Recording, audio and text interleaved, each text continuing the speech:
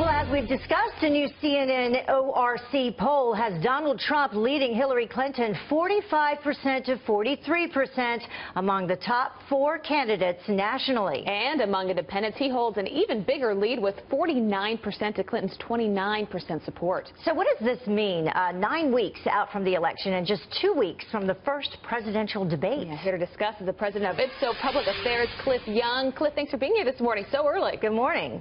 Well, thank you. It's great to be here. Well, it's great to have you. Well, let's start breaking down. You look at the last 4 weeks and the changes that we've seen in the polls. I mean, according to some, Donald Trump is up, what, 11 points? Well, definitely. There has been a narrowing over the last week or so.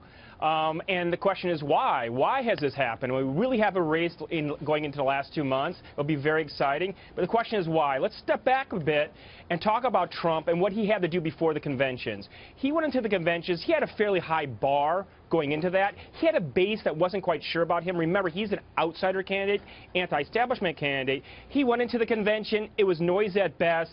He had a lot of confusion post-convention with the Khan issue. So he came out of the conventions relative to Hillary Clinton kind of weak, damaged in the short term. So what's happened over the last, so the question is what's happened over the last few weeks, right? What do you think has happened? What's been the game changer? Yeah, yes, but what he's done is he was off message and inefficient over the last couple weeks after the convention. He was able to focus on message, really focus and be more efficient in what he was saying. He was able to focus on those sort of conservative issues which are important. You go into the speech that he did in Arizona, his trip to Mexico. All these sorts of initiatives really have energized the base. So in the last week or so, he's really energized that base, which has narrowed the gap. And he's really increased his numbers specifically in terms of honest and trustworthiness. If we can take a look at that poll, Hillary Clinton now at 35% and Donald Trump at 50%. So that's a huge margin. Yes, that is a huge margin, and this is a characteristic of his that he's had since the primaries.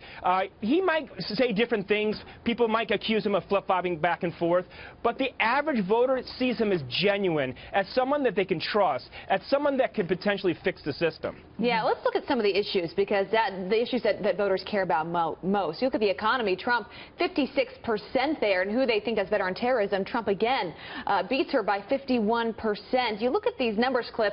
What does he have to do to stay where he is right now in the polls?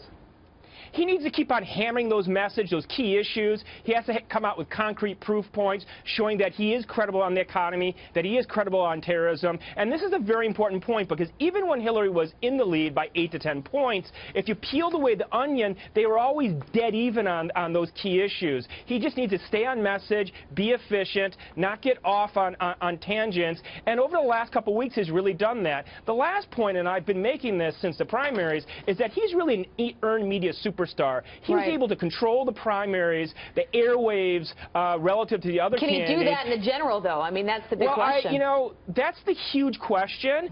I believe the first proof point that he can, he's very talented there, was the last week. Indeed, he controlled it for 5 days. The immigration speech on the one hand, the trip to Mexico on the other, a speech that was on message. If you look at the polling, actually, contrary to what most pundits say, if you look at the specific policy items in that speech, majority or supermajority of support among independents and Republicans. A huge difference with independents. But, of course, we have the debates coming up, so we'll see how that changes things. Yeah, right. Cliff Young, thanks for being with us this morning. Thank you, Cliff. Super helpful. We appreciate it. Thank you. Thank you. Thank you.